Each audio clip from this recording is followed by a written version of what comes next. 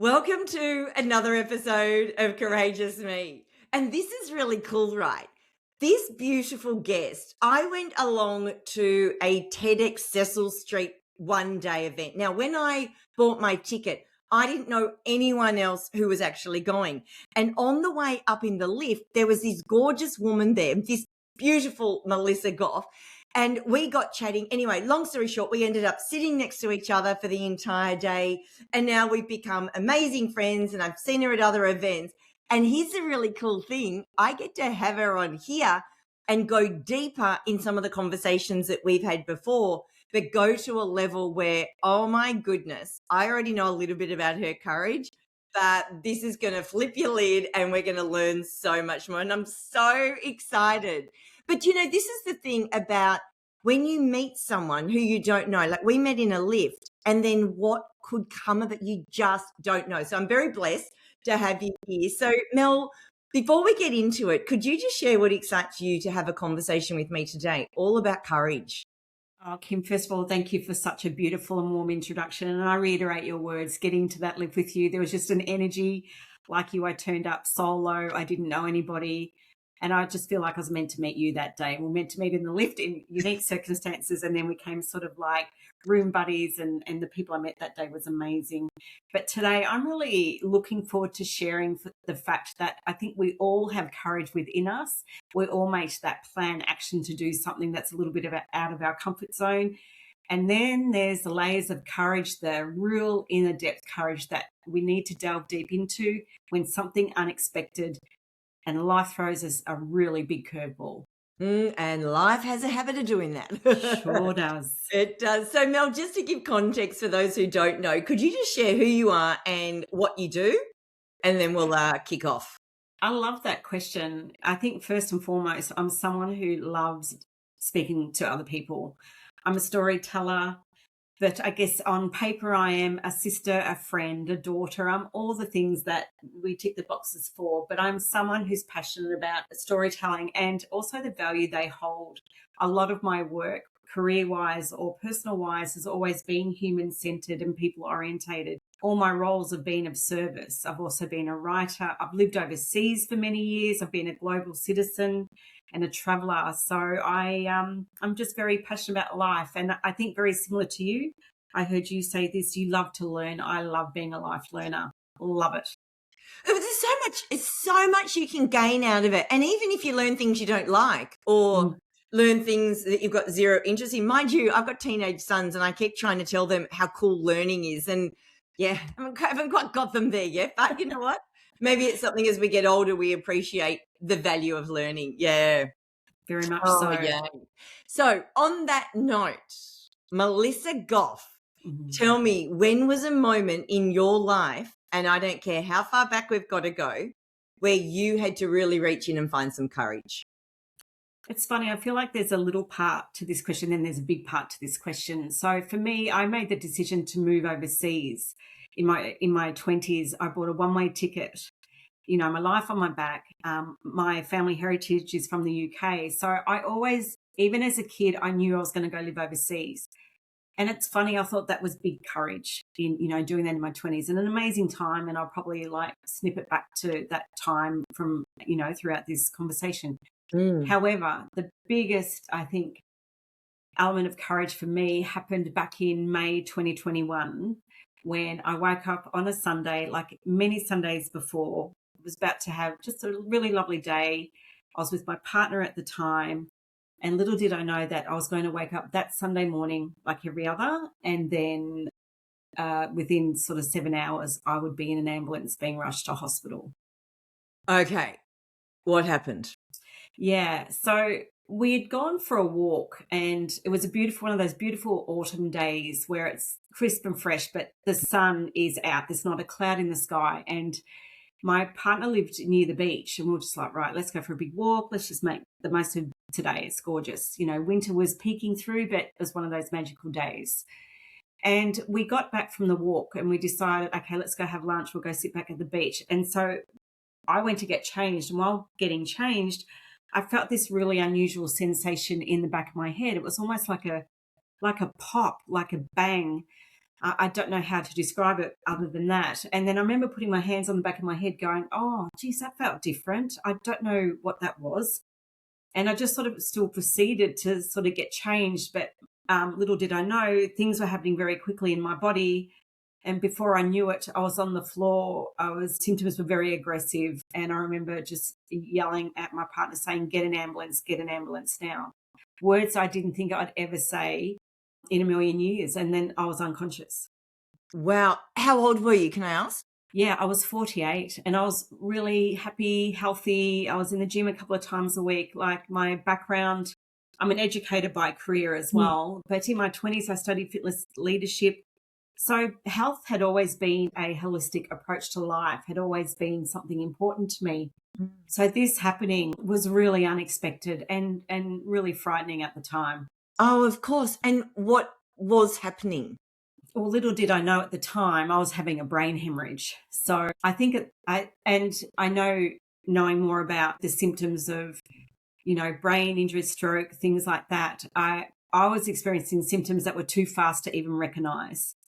So paramedics arrived. I was whisked off to hospital on a 000 emergency call.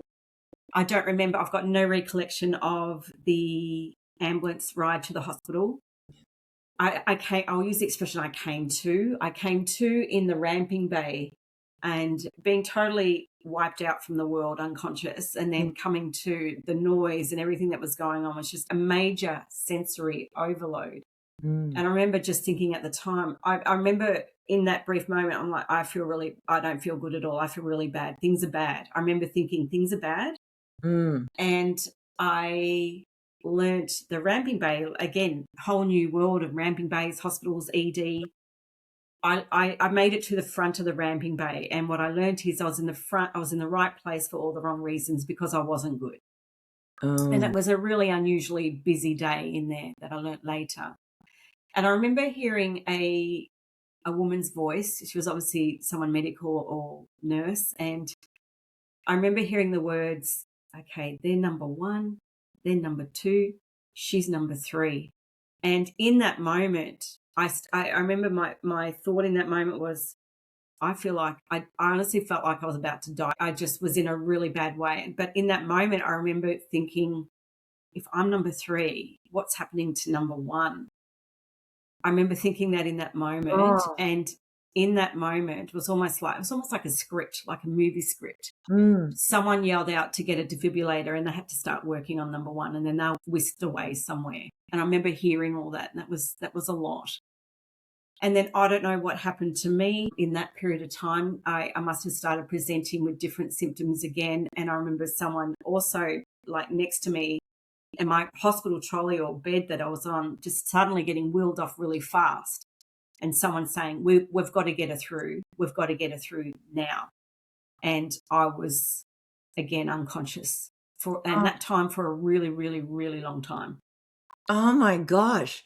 I'm watching a show called The Pit at the moment, and it's great show. Oh, my gosh. But it's 12 hours in the medical centre, the emergency department. And so when you're saying this, like how they see someone, they've got no chance at asking the history, what's going on. They've got to make decisions. It is quite miraculous. I've never spoken to someone, though, who's been on one of those beds or one of those trolleys, actually feeling it and being the patient. So when did you get told what it was? Like, when did they realize what it was? And then the realization that you had that, oh, my goodness, I'm 48 and I've just had a brain hemorrhage. Yeah. So in that time that I was unconscious, they'd obviously done a whole lot of tests. Yes. I'd had a CAT scan and lots of other things must have happened in that time. I remember, again, I'll use the term coming to, and I remember a beautiful woman's voice, a nurse. And I must have tried to open my eyes, or I was starting to, be in that moment. And she said, "It's all right, darling. You're in a hospital. I'm just making you comfortable." And so I remember hearing those words, and then the rest of me trying to catch up to that moment because, everything happened so fast, and then being unconscious. Yeah.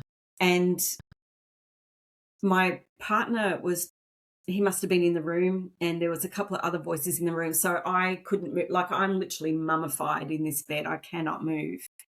And I must have tried to move, like move something, and straight away all voices, don't move, don't move, don't you move. And that's when also like the sensory elements started catching up with me processing. I was attached to so many machines. I literally couldn't move, and I couldn't move anyway. And all I could do is just sort of like open my eyes and blink my eyes. And again, just like a script, and a bit like The Pit. I've watched The Pit. It's amazing and very lifelike. Someone came in, a man's voice came into the room or cubicle or wherever it was, and just said, blah, blah, blah, here's the results. She's had a brain hemorrhage. And the silence after that, I will never forget the silence after that. I remember my partner put his sort of head over my eyes, and like everyone was wearing masks. His eyes were bulging out of his head, and he came around and sat sort of around to the other side and grabbed my hand and just sort of slumped himself on the chair. I could hear that. But the silence was piercing. And the next thing that got said was, they started talking to my partner and said, are you a partner? And he said, yes. And they just straight away said, is there family you can call? So in that moment, I thought, okay, it's interesting what goes through your head. And I write about this. I'm slowly writing a book. That moment, what goes through your head, I think I said to him something along the lines of, can you ring work and tell them I'm not coming to work the next day? I don't know. Usually like work, you're lying on this bed with that kind of news and you're worried about letting work. Well, it was a Sunday, and it's funny. I think, being an educator, you're always thinking of the kids. So I said, oh, you better ring work and tell them I'm not coming in. And he hadn't met my family. I lived in Melbourne. We hadn't been together a long time, but I had family who lived outside of Melbourne or overseas. So, and he was from interstate. So we just didn't have people around us. And he was just like, oh, it was funny. I could still sort of speak, but it was like quite disjointed. And I said, ring my brother. And because my brother would have been about an hour and a half away. He would have been the closest. Yeah. So he rang my brother. And again, it was just that moment.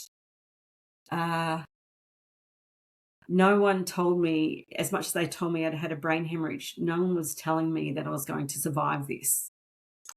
No one was using words, but I just know that as soon as they used those words, the care amplified and the seriousness amplified. Wow. And I see why this is courage, right? Because you're lying there and you don't even know if you're actually going to survive this.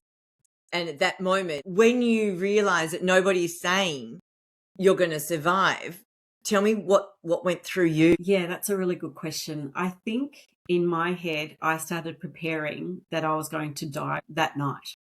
Oh, wow. In my head, I was like, okay, Mel, this is it. I wasn't a brain hemorrhage expert. I wasn't a neurologist. But I was intelligent enough to know that they're pretty bad and they're not great. And no one should have one. And so, yeah, I did. I remember thinking, okay, tonight's the night. Tonight's my last. I wasn't afraid of death. I've never really been afraid of death. To me, it's just a natural part of the human experience. We're born, and then we live our life, and then we take our last breath. And I think because I'd also worked in the healthcare, I'd worked in hospitals, I'd watched older loved ones as well. I'd also done that as part of my career. I remember just thinking, I just hope it's quick, and I hope it's not painful, because I was in a lot of pain. The pain was nothing that I'd ever experienced in my life. And besides being a little bit of a wuss with needles, I have a pretty decent resilience and threshold to pain. But I honestly thought, okay, well, it's going to happen at some point. Just make it quick. Don't make it painful. Wow. And obviously it didn't, because you're here telling us the story, which I'm very, very grateful for. Yeah, so tell me what happened after that. And here you are telling us now that you survived it. But tell me more about what happened after that. So you're obviously still in hospital. You're getting the care that you need. What happened?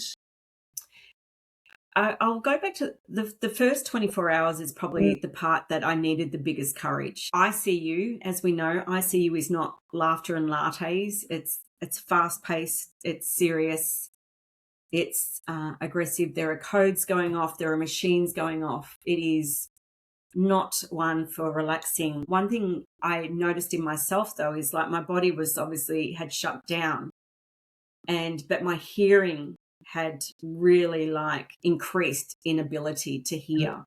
And I have heard this, there has been that science and conversations where they say often before people go, it's the hearing that's the last thing to go. It's almost like a microphone got put next to everything that I could hear. Oh, wow. My hearing was, I could just hear everything. And I think that's also, my body was in that extreme ultimate survival mode. Yeah, of course. So that was the part that was working. The rest of me wasn't. And I remember this is probably where I still am getting some, I've gone back into a little bit of therapy about this, about the PTSD of this. I see you that day and I'm in a trauma hospital. I'm in like a very reputable trauma hospital that also has people flown in, helicopter. That night, again, as I stated earlier, was a very busy, even they said later, it was an unusually busy Sunday. And I remember hearing that there was a crash coming in. A helicopter was coming in with crash. There'd been a crash incident somewhere. It's really bad. People were getting flown in. And I think the part that probably stays with me about being in ICU, especially those first 24 hours, was what I heard. And I heard someone pass away. I heard someone's, time of death called. Someone was getting worked on in a very serious way, obviously. I had someone else getting resuscitated a few times throughout the night.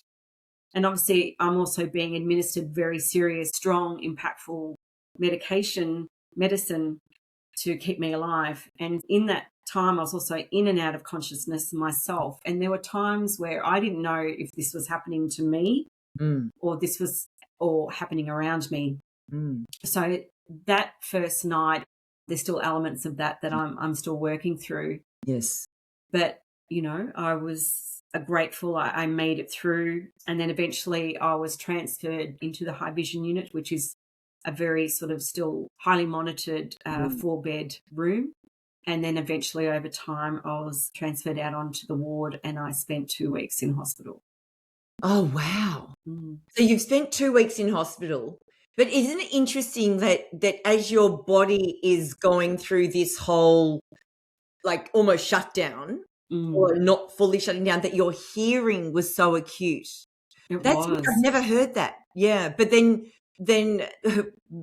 I guess it's not really a blessing, right? Because then you're hearing all these things going on around you where someone hasn't made it through.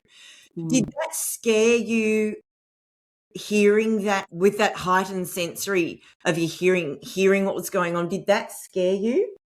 That's a really good question. I probably was at the time, but I was also in that survival mode. And I think this is also where courage, we talk about courage. I was on my knees, in that figure of speech of I couldn't be any lower than where I was. Yeah. And I think the courage that I found I leaned into, I did my best to do as much breathing as possible. I remember that at the time. Oh, wow.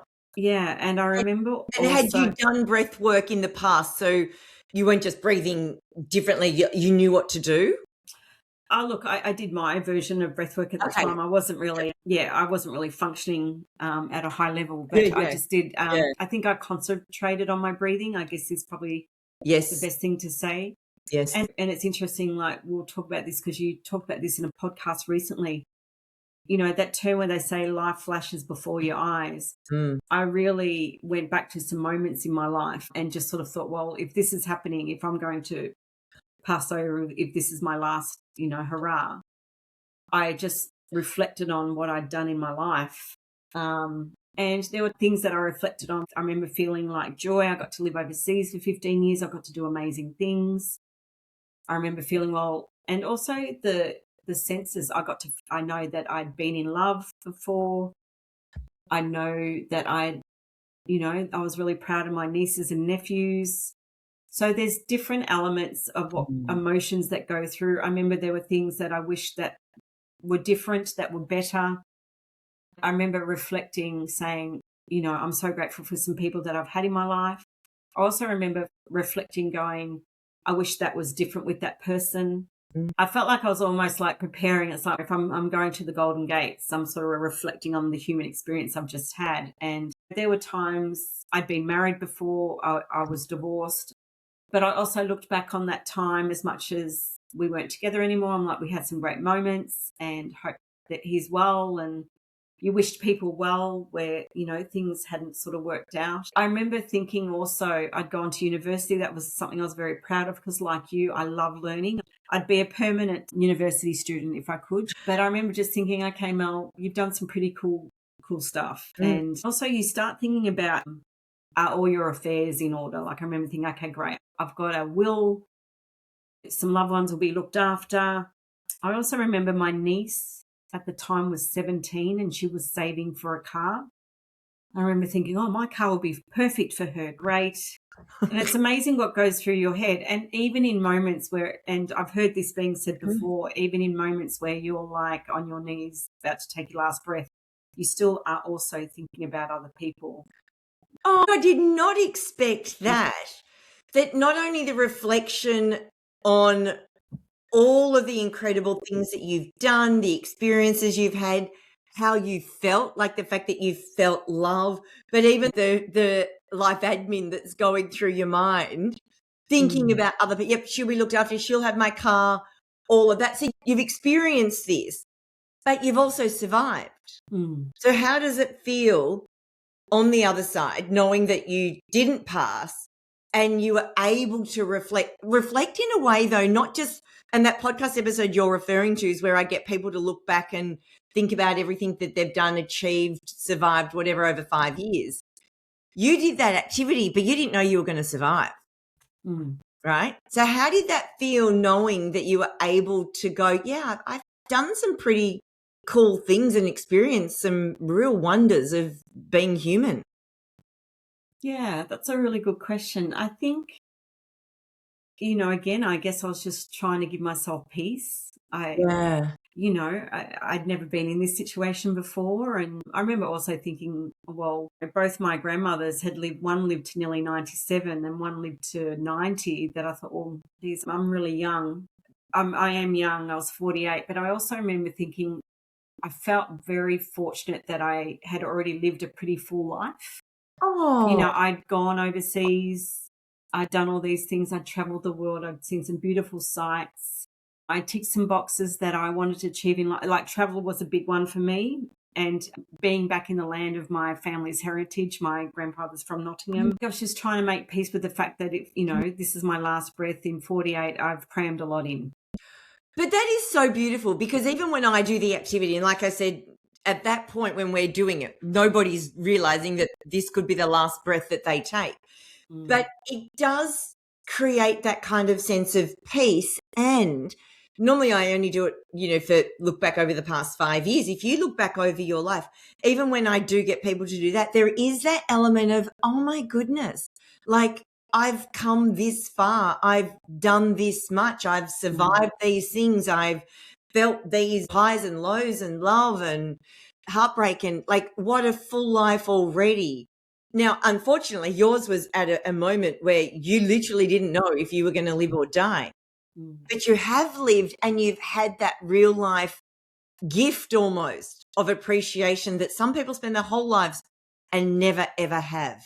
Like, that is beautiful. And again, I can say that because I'm sitting here and you did survive and all is okay. So how have you lived life differently because that happened, do you think? That's, again, a really good question. There are things that I went through a little bit of a phase of survivor's euphoria. I've heard that expression being used. I haven't heard. Can you explain it? So again, when someone's in a near-death experience and they survive, there's almost that ultimate elation, that euphoria feeling, that you sort of go through this survivor's euphoria of, I made it through. And I've heard of people making really like extreme decisions after things like that, because they know how quickly life can be taken away from you and how fragile life can be. Yeah. It was interesting. I think When I got home, I was still incredibly fragile, and a lot happened in that first 6 months. My partner, unfortunately, we didn't work out. He didn't want to continue the relationship when I got home from hospital. I make jokes saying he got eaten by a lion running to the Amazon as fast as he could. I've got my humor about that. And I think at the time I didn't understand the severity of that because I was in such survival mode. I was on serious medications and at risk of secondary, because what I ended up having was called a non-aneurysmal subarachnoid brain hemorrhage. I know, a lot to remember. And I was very high risk. And it also falls under the very broad category of a stroke. So again, there was concern about a secondary stroke, the type of bleed that I had. I was very aware of the statistics.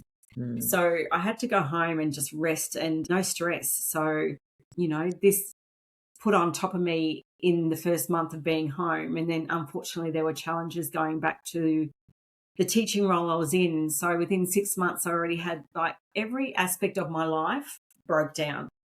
Oh, man. So, yeah, so my health, relationship, employment, job security. So it's funny. It was hard. And I think the reality of it probably hit a few months later. Yeah. Yet at the same time, we're all home. We're in COVID. I'm very lucky. I was fortunate, even though you couldn't really have visitors. I had people dropping off food. I was the most well-fed person in my suburb at the time. I felt I had some really beautiful people go above and beyond. And I'll always be forever grateful for that period of time. Neighbours as well. Yeah. And because, again, my family wasn't in Melbourne, so I had to rely on people who were not my family. But I think also what it did was it was also at a time where people were online constantly and people were promoting a lot of things and doing a lot of things, and like yourself doing your amazing podcast. And I'd never done a podcast in my life, but again, something just delved deep going, well, there are people out there who have probably gone through similar things. I know COVID was sort of at the forefront of everything, but I'm thinking, well, COVID's around, but there's people like me who've gone through what they've gone through. Yeah. And just one day I just decided, all right, Mel, you're going to do a podcast. I wasn't experienced. I'd listened to quite a few. I did a couple of workshops, and I think that's probably where there's a little bit of that, well, I'm just going to do things. I'm just going to give things a go. What have I got to lose? I've got nothing to lose now. So I did 2 seasons of a podcast called The Brain Game Changer, and I would have loved to have continued that. However, I think because my brain and the impact of the disruption that it had, certain things I couldn't do. I had a beautiful woman try to teach me how to edit my own podcasts. I just didn't have the capacity for it. I just wasn't there. So I got external support for that. And just financially, if it could be different, I'd still be doing it. But just financially, it was starting to eat away. But I think I also did it was therapy. As much as I shared other people's stories and my own as well. Selfishly, it was my own therapy. I got a lot of therapy in that time doing that. I'm in therapy right now. Absolutely. I couldn't agree more. But you know what I love? And this is where the question came from, like, how differently do you live your life after you've almost had it taken away from you? And that whole point of just doing it, like if the podcast felt real, you just gave it a go. You didn't need the experience. I mean, I didn't have the experience when I started either. But do you know what I mean? Like just going out there and doing things because you know firsthand what it feels like to be at that moment where you think it could be all over. Yes. Yeah. What else did you do? Tell me about that. What other things did you do differently, given the path that you were on that got completely flipped around on so many levels? What else changed? Eventually, I did go back to casual relief teaching. However, what the podcast did, it allowed me the opportunities to speak to people that I'd never spoken to before. One being, I was given a book where in one of the chapters, the Florey Institute of Neuroscience and Mental Health, which is based here in Melbourne, was mentioned. I didn't even know this place existed. So there I was Googling away, and they mentioned the professor who was working on particular research to do with the brain. And I thought, sod it. I reached out to him and I'd sent him an email going, hi, I'm Melissa. This is what's happened to me. This is what I've done. This is sort of what I'm thinking. And he was very generous and gave me about 45 minutes of his time. And at the Florey, again, not knowing this place existed, and he said, I need to put you in touch with someone called Dr. Julie Bernhardt. So she was in charge of and doing a lot of research in regards to stroke. She was very generous and was interviewed on my podcast. Something called the Young Stroke Service was just starting to come into play. We'd been given a lot of federal funding for it because the sad reality is more younger people are having strokes. And so this sort of pilot research project was starting to happen. But again, I was like, this sounds amazing. I feel like I bring my life experience and being an educator. And I was like, how do I get on this? And she was like, oh, look, we've had a lot of people express interest. And then again, it was almost like synchronicities. They were interviewing for contributors and advisors to be on this advisory group, I guess. And I applied, and I was one of the people who got on it. And I think from there, my whole world changed in regards to that, where I'm now more involved in research, been involved in allied health. I'm working a not-for-profit at the moment, and it's mainly to do with everything to do with stroke.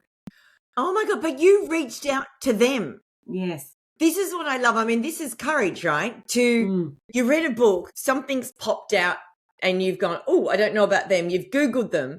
You've reached out. You've got this doctor on the podcast, and now you're doing work in this space, which you would never have done had you not made that call. True. And also I would not have done if I'd gone through this life experience. I mean, I'm just over 5 years. My 5-year anniversary, or stroke-versary, we call it now. My 5-year stroke-versary was May 9th. Oh. And also 5 years is, thank you. I'm pomming that she's made the 5 years. Everyone, Kim has just waved some beautiful coloured pom-poms. And also getting to that mark has also turned a lot around for me, because the risk, as much as like I'm surviving every day and I'm doing all these things, even though I still experience some hidden disabilities and cognitive challenges, even though mild, getting to that 5-year mark has been a massive turning point. And I met you actually just a few weeks after that. Oh, yes, of course. And okay, so tell me, you've hit the 5-year turning point. What's changed? Like, nothing's changed, but everything's changed. What's actually changed in you knowing that you've hit that 5-year mark? Probably confidence. It's funny. As much as I went through this brain hemorrhage and other things that also happened, which we haven't discussed, probably the best way to describe it is last year perimenopause came along and she hit me like a bus. I honestly, at one point, my symptoms came on so strong, I actually thought I was having another stroke.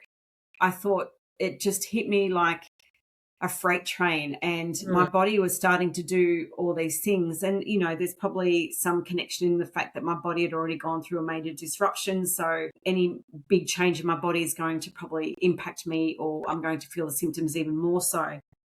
And not only did perimenopause come along and knock me, it knocked my confidence and took it to a new planet. And I was really confused in that time for a while and really unsure. I know trying to also get medical assistance and advice, being a stroke survivor and a woman, there are doctors who are hesitant in dealing with you because they're not sure what to do. And I was really fortunate that I'd also, in that time, in the last few years, I'd connected myself to stroke support groups. And I spoke to a few women and they just said, whatever you do, go do this, don't take no for an answer. And all were experiencing the same as what I was. All also felt they didn't know who they were, felt like they got hit by a freight train, were confused in their identity. Like we'd all gone through a stroke and what had happened to us, started to make our way back into the world and back into life and integrating, and then perimenopause came along. So I felt really grateful for the fact that I could turn to a few women who just said, whatever you do, don't accept no for this, say yes to this. And even though it took 6 months, I remember skipping into a medical appointment. I'm really lucky I've got some great specialist care and GP support. I could have hugged them forever. And I just remember finally just being heard and going, I need the help that I need, and I need to be on what I need to be on. So I was really lucky that both weren't hesitant. Both were very progressive and understanding, like, no, Mel, you can do this. So I am on HRT, and it was the biggest life-saving thing for me. I felt like someone handed me my personality back. Oh, And that's a great explanation. Oh yeah. my God. But you know what's interesting? Like you've had this literally near-death experience. Mm.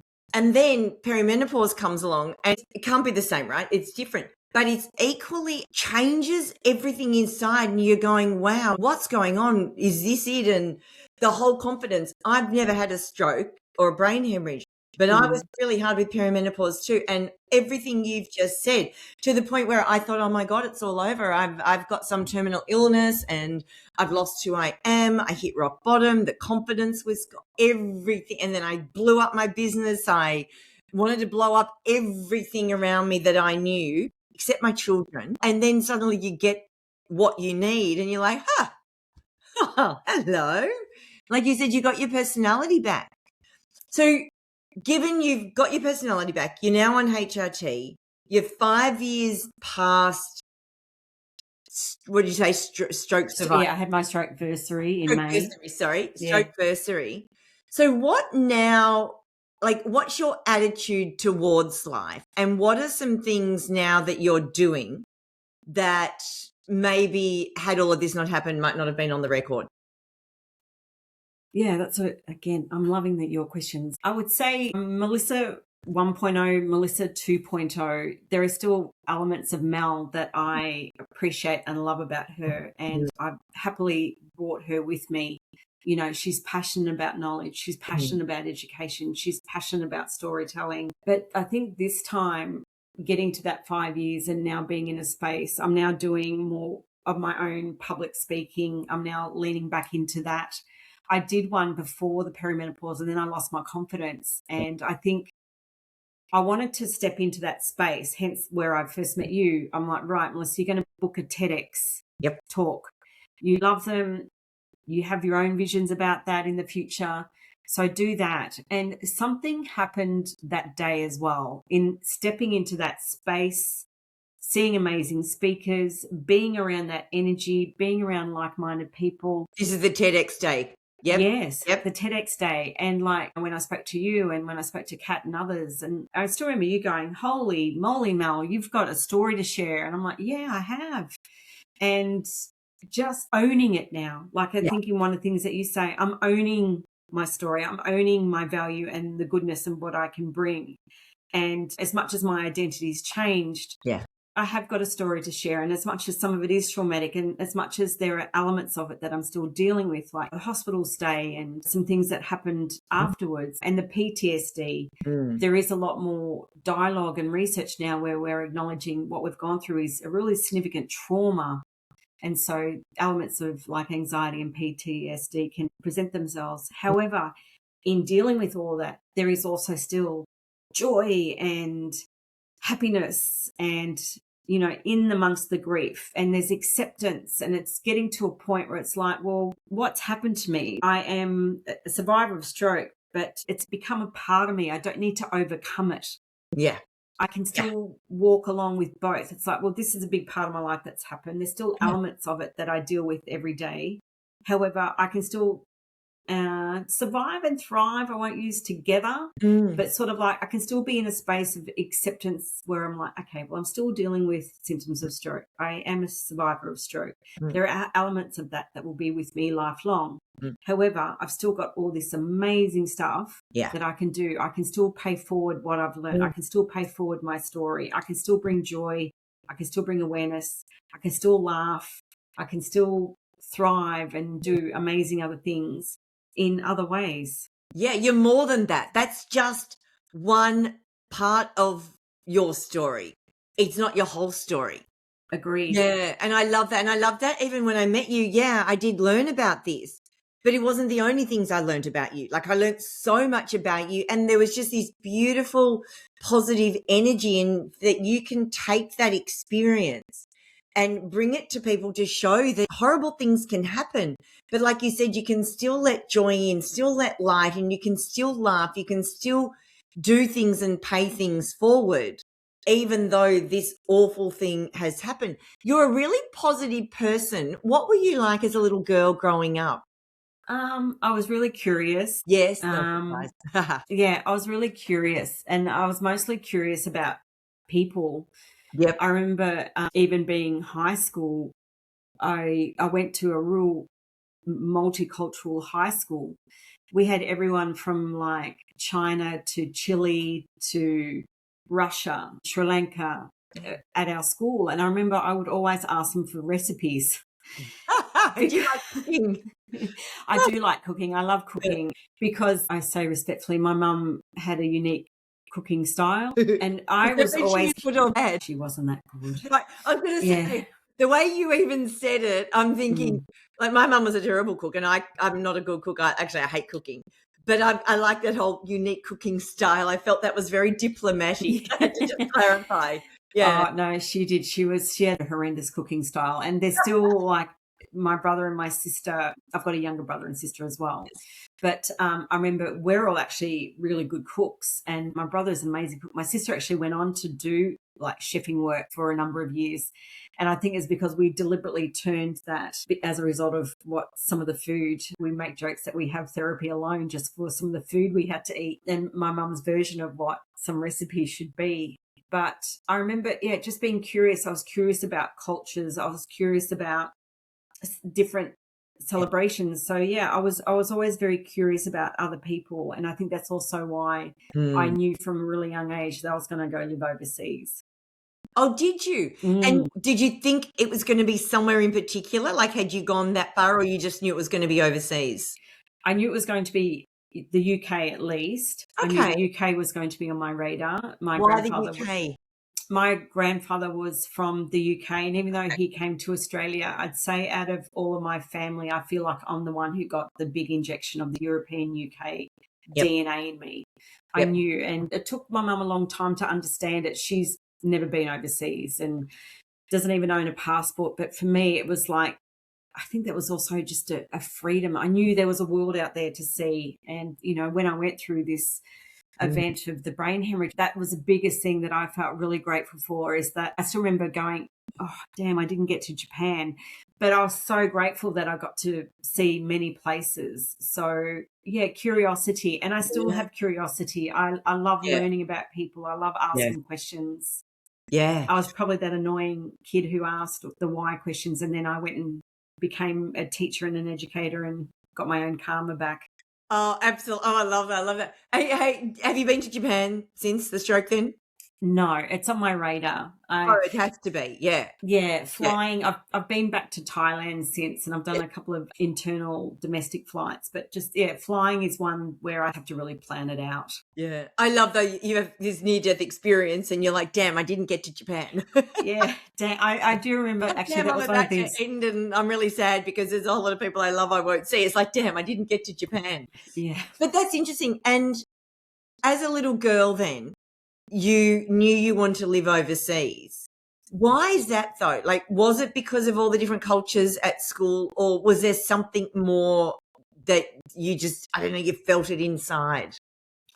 I just knew the world was bigger. Okay. Where did you grow up? I grew up here in Melbourne. Okay, yes. Yeah, I grew up here in Melbourne, and then, in my 20s, I moved overseas. Yeah. It's funny, I just knew I've always been different in my family. I'm one of 5 kids. I'm the oldest, but I've always been different in regards of what I wanted in my life. Okay. And I knew there was a bigger world out there. As much as I'm so happy for my family that they're happy doing what they're doing, they didn't have the same drive that I did. I'm the only one in my immediate family who's gone to university, and I did all that myself. So it's funny, as we're talking, I'm realizing, Melissa, you've done courage like a lot. Well, yeah, absolutely. That's why, yes, you wanted to go overseas. Your parents haven't, or to go and do that when it's not like it's something that, you haven't moved countries all your life or anything. But this is all, courage is everywhere in our life. Mm-hmm. We don't always, though, realize that that's what it was. Even going to uni. So you said no, like your other siblings didn't, or your parents didn't do it, and you did it. Mm. How did that feel, knowing that you did it? Not because they didn't, But how did that feel for you, knowing that it's something you wanted and you did it? Oh, look, do you know what? Initially, just before I went overseas, I studied fitness leadership. So that was more Yes.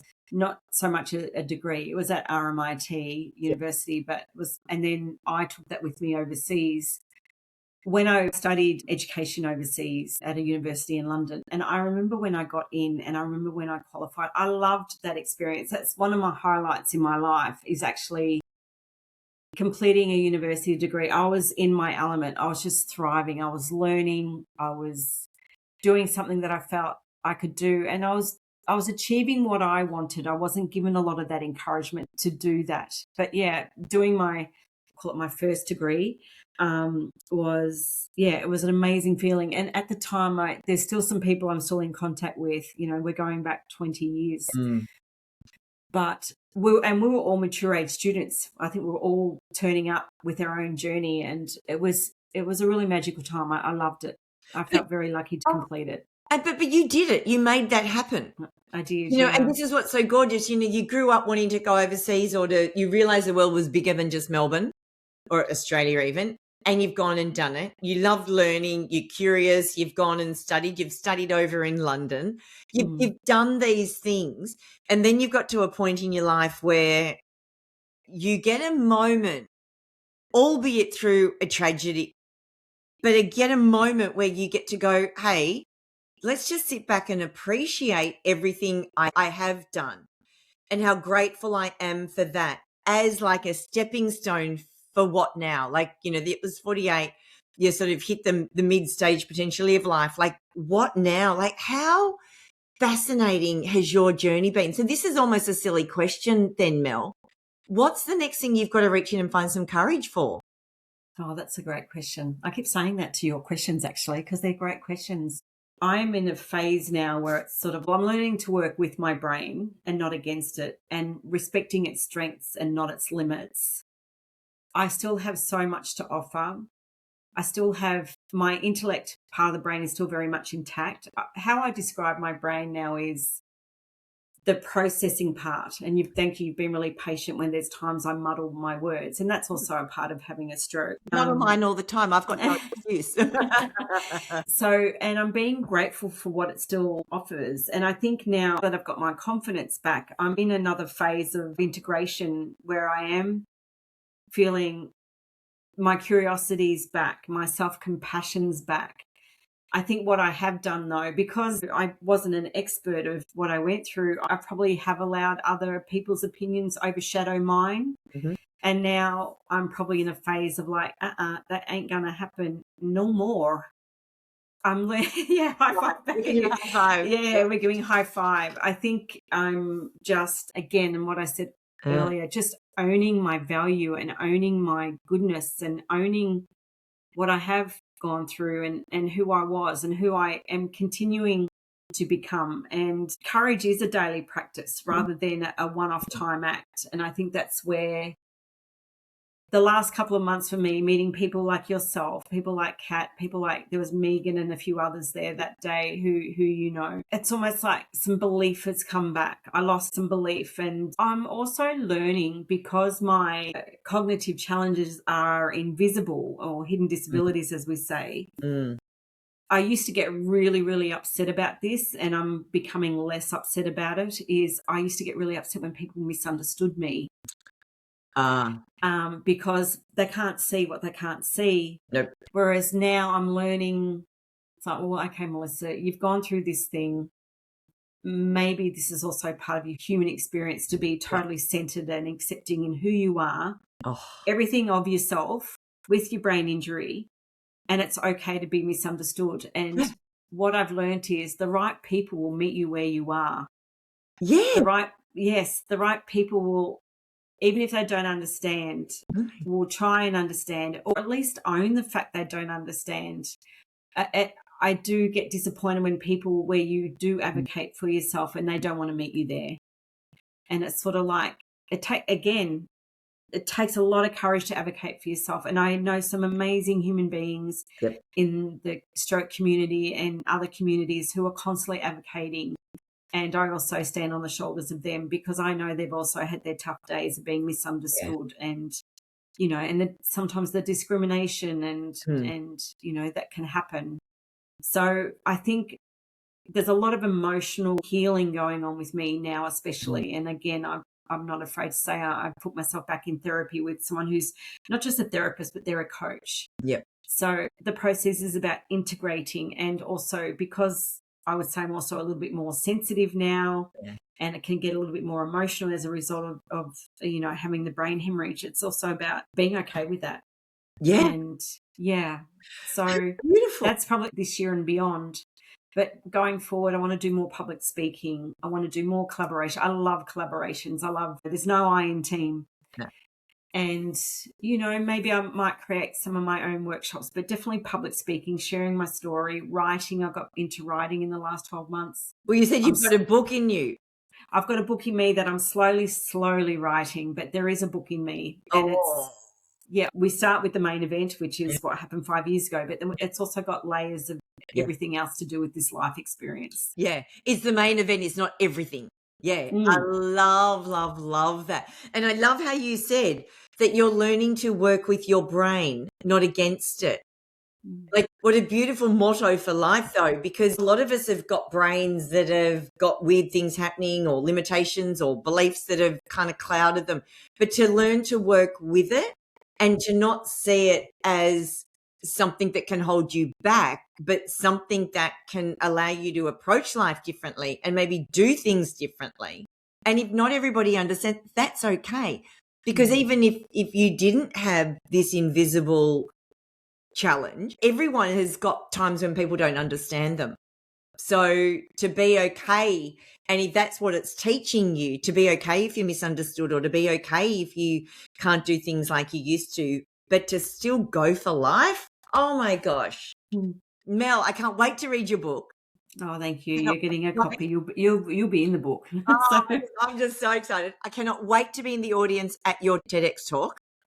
I'm so there. And I can't wait to just see you speaking around the traps and hearing your story and just knowing that this event that happened, the gift that now it's allowing you to give others, but the owning of your value, like the messages that you've shared throughout this 1 hour have been absolutely beautiful. It was a gift to meet you that day in that lift. And I'm so grateful.